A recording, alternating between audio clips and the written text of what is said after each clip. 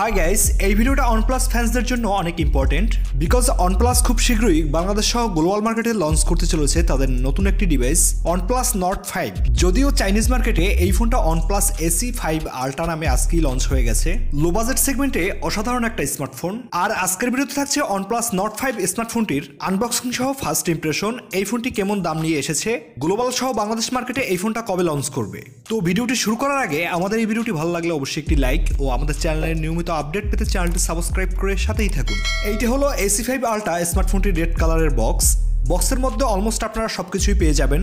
First of all we have a section যেখানে থাকছে user manual, soft plastic back cover black কালারের, এরপরে charging cable type A to type C, charger 100 ওয়াটের, সবশেষ একটা সিমিসেক্টর pin, মানে আপনাকে আলাদাভাবে একটা টাকাও খরচ করতে হবে না এই ফোনটার জন্য। অ্যান্ড ফাইনালি OnePlus-এর ফোন ক্যামেরা সহ গেমিং তো ভালো হবেই, কিন্তু এই ফোনটা কি সবকিছুই ভালো, খারাপ কিছুই নেই? হ্যাঁ, অবশ্যই আছে। ফার্স্ট অফ অল ডিজাইন ও বিল্ড কোয়ালিটি, এখানে দুইটা জিনিস ইম্পর্টেন্ট, এই ফোনটা দেখতে কেমন এবং ইনহ্যান্ড ফিলটা কেমন। সো লুক ওয়াইজ এই ফোনটা অনেক সুন্দর। এই ফোনটা মোট 3টে কালার ভেরিয়েন্টে লঞ্চ করেছে, এইটা সিলভার, বাকি দুইটা ব্ল্যাক অ্যান্ড গ্রিন।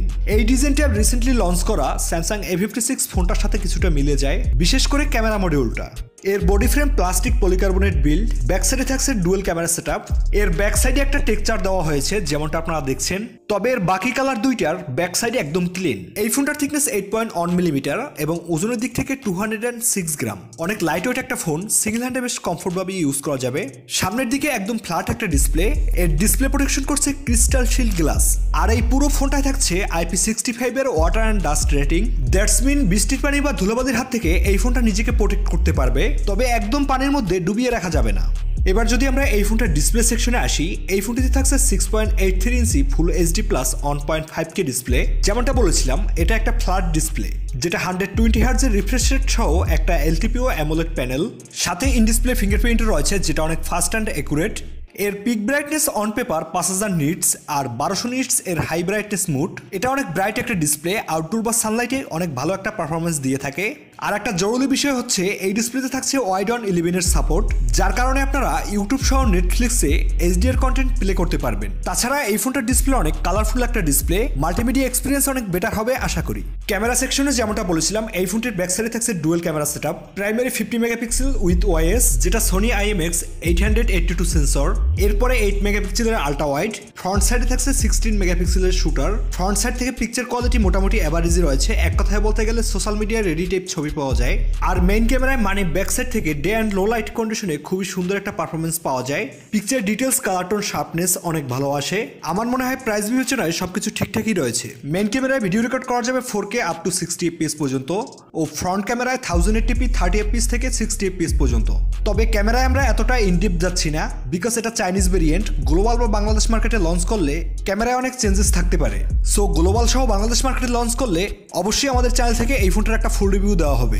এবার যদি আমরা এই ফোনটার পারফরমেন্সের দিকে আসি, এই ফোনটাতে থাকছে অল নিউ মিডিয়াটেকের ডাইমেনসিটি 9400 চিপটি, একদম নতুন একটা চিপসেট। এর অন্তত বেঞ্চমার্ক স্কোর ছিল প্রায় 2.4 মিলিয়নের উপরে, সাথে LPDDR5X র্যাম এবং স্টোরেজ টাইপ UFS 4.0। এইটা কিন্তু OnePlus এবার বাজেটে বেস্ট দিয়েছে বিকজ এর থেকেও হাই বাজেট রেঞ্জের ফোনে কিন্তু আমরা স্টোরেজ টাইপ UFS 2.2 এবং স্টোরেজ টাইপ 3.1 দেখে এসেছি।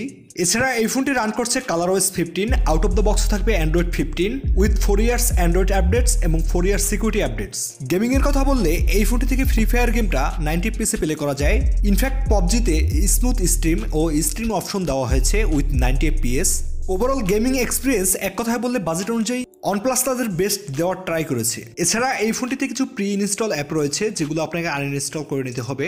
ব্যাটারি ও চার্জার, এই ফোনটিতে থাকছে 7100 mAh এর সিলিকন কার্বাইড ব্যাটারি এবং চার্জ করার জন্য দেওয়া হয়েছে যেমনটা বলেছিলাম 100 ওয়াটের ফাস্ট চার্জার, যেটা থেকে এই ফোনটাকে একবার ফুল চার্জ করতে সময় লাগে প্রায় 30 মিনিটের মতো।